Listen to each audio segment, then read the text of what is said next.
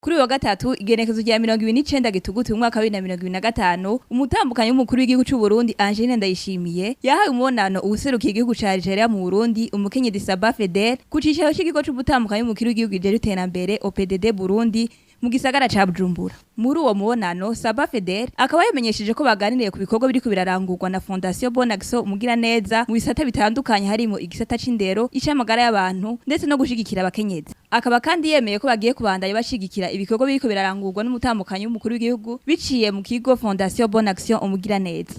Nayo umutambukanyi w'umukuru w'igihugu Angeline Ndayishimiye akaba yamenyesheje ko Fondation Bonne Action umugira neza hamwe na ambassade ya Algeria mu Burundi bafitaniye umubano mwiza kandi ko bahora baha abanyeshure amabourse yo kuja kwiga muri ico gihugu ca Algeria. Mu byo baganiriye kandi harimo kuzoronsa amabourse abanyeshuri ba mbere bazohereza ku ishure ry'akarorero Socle du Savoir ryegukira Fondation Bonne Action umugira neza.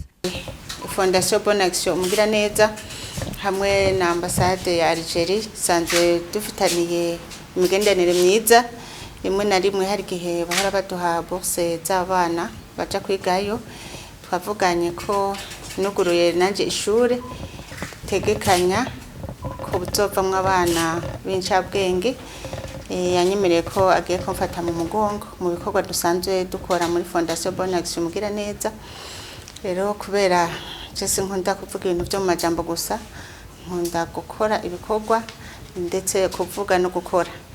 Naciye ndamwemera ko nzomutembereza kuri polyclinique mugira neza, hama cabona ibikorwa turimwo kugira bashigikire ibikorwa babonye, hama duce tujana no kwishure ry'akarorero Socle du Savoir kugira naryo nyene aribone.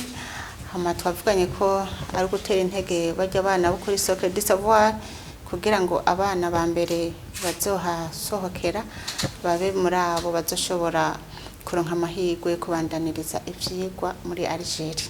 Akaba kandi yamwemereye ko azomutembereza aho Fondation Bonne Action umugira neza ikorera hamwe na hari ishure ry'akarorero Socle du Savoir mu ntumbero yo kumwereka ko ivyo avuga bitari mu majambo gusa. Mbere umutambukanyi w'umukuru w'igihugu ngo akazogendera n'igihugu ca Algeria mu ntumbero yo kuraba abanyeshuri bigayo uko babayeho. N'umuseruka akaryo keza ko guhura kugira tuvugane ingene tugiye gukorana.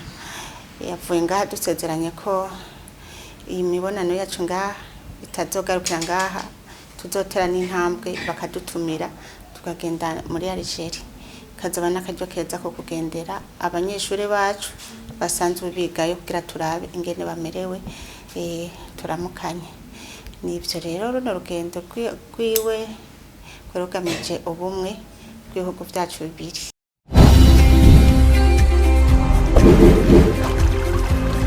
Télévision Tanganyika.